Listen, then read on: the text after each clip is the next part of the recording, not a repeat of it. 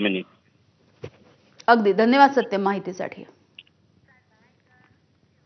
पुढची बातमी बघूयात. भारत कोणत्याही न्यूक्लिअर ब्लॅकमेलिंगला भीक घालत नाही असं परराष्ट्र मंत्री एस जयशंकर यांनी म्हटलंय.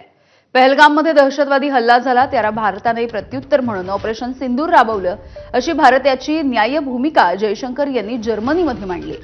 जर्मन परराष्ट्र मंत्र्यांनी सुद्धा जयशंकर यांच्या दहशतवाद विरोधी भूमिकेला समर्थन दिलंय.